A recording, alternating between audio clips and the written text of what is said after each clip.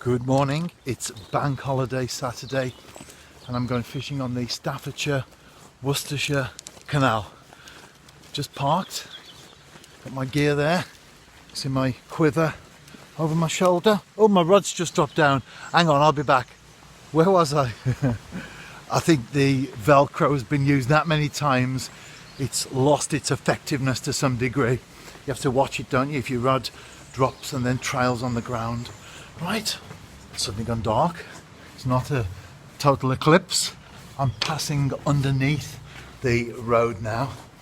Well, actually, there are two bridges. So the first one is the original bridge that was built, and this one now is the more modern one.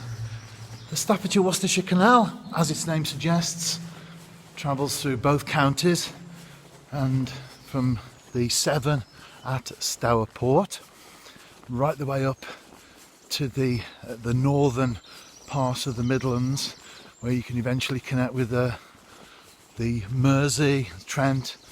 It's part of the old system of digging out canals so that the agriculture and industry and everything else that was going on at the time, particularly the industry, could be transported around the country. Right, that's the canal there. Talking of agriculture, this is still a rural canal in many ways.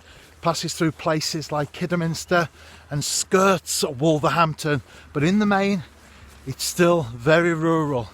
Right, let's get a nice looking spot.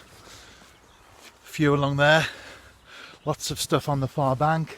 That's where I'll be fishing to, the boat channel and beyond, and I'll see what turns up in the next couple of hours or so.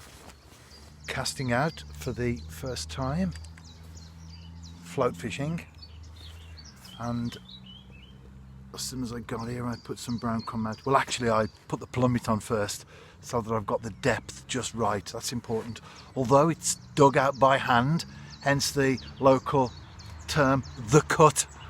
Nevertheless, there are variants as far as depth is concerned, and when you're fishing, just a few inches makes the difference, doesn't it? You might have to adjust the float slightly one way or the other, but once I got that sorted, got the brown crumb out, and I am fishing with maggots. I do keep them in the fridge for whenever I fancy a session like this. It's always good to have bait on hand, isn't it? And now I will be watching that float and, of course, pouring my first cup of tea of the day. What about the first fish though? Can you read that little splash there? It's in the net. I'm going to get the hook out and I'll be back in a moment or two. It's my target species. It's my favourite. The perch. Lovely, aren't they? Especially if you feel the same way that I do about them.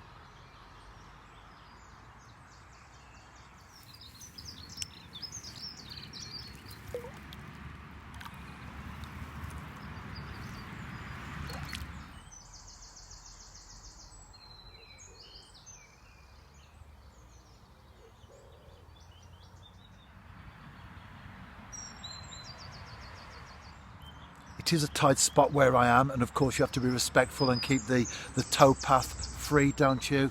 It's a 3/500 reel, and it's my Gray's Prodigy float rod, and I'm just going to bring the float down now so you can have a look at that. And that's why you keep the towpath free, isn't it? There's cyclists and ramblers on there, dog walkers. I've got a small waggler, a shot either side, and then another one just about 6-7 inches from there, and then right the way down to the size 14 Drennan Super Specialist hook with a couple of maggots. There's just one shot. That's the anchor that I often talk about when I'm fishing the canal. And although at the moment we haven't had any boats come through, it is a weekend where it will probably get a little bit more intense later. Nevertheless, the water has just pulled through slightly, which is why I took the opportunity to show the tackle that I'm fishing with. And no doubt there will be a boat passing by in due course, unless it's going the other way, which hopefully is the case. Either way though, I've still got about an hour or so to go. Another one bites the dust, as they say. Well, I certainly do on a regular basis, and I like to say that because it means that I've got another one. Not as big as the first perch, but nevertheless, still very, very welcome indeed. I'm struggling because I'm doing this reverse. I'm usually holding the fish the opposite way round. I like to show the fish off as much as you can. There you go. The landing net was used again, not a perch though on this occasion, but a bream. I'll tell you what, that's a nice one, isn't it, from the canal.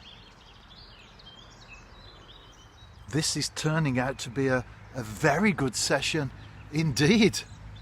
Another nice perch.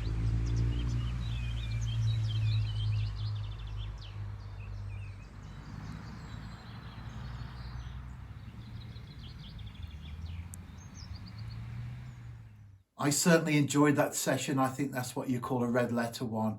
And I intentionally used the words big bream, big perch in the heading because everything is relative, isn't it? And I think it's so important that to bear in mind that I didn't catch double figure bronze fish from a gravel pit or 4-pound stripers from the latest informed venue. But what I did do was catch both those species, which were very well represented as far as the average fish is concerned from the canal. And that's important because otherwise you could catch 2-pound perch, 8-pound barbel, 1-pound roach or whatever, and actually feel that they're not worthy of any significance. It's all about the venue, isn't it? And finally, if you are out and about this bank holiday weekend, enjoy and value each fish for what it is. I hope you've enjoyed the short video there. It's part of a blog post on my website. You can also post a comment there as well beneath each blog entry, so why not check it out?